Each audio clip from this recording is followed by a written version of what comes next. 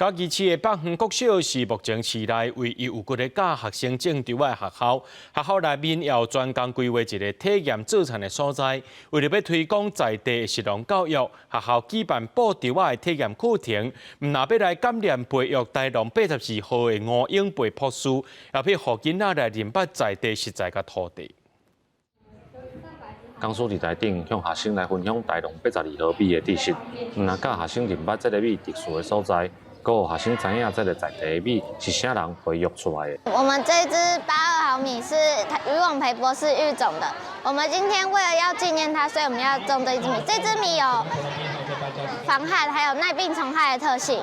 台农82毫米是已经过身的农业部农业试验所家己分所的副研究员吴英培博士在生的时育种的。家己是推广食农教育的北园国小，就利用布丢的体验课程。 教囡仔认捌这个米的故事，嘛，互因知影一粒米8粒半的原因。咱知影82稻米是吴永培博士去发展出来。那因为这82稻米是强调环境永续，我们 SDGs 的几项指标里面，我利用这机会嘛，说明我咱这小朋友知影。参加过这个活动，我感觉足好耍，嘛足辛苦的。我会使体会农民的辛苦，甲伊种稻仔的趣味。食的饭啊，就是为迄伊种的迄细细丛仔的稻仔安尼发起，伊安起敢着讲，哦，迄饭爱用食完，袂使单调安尼。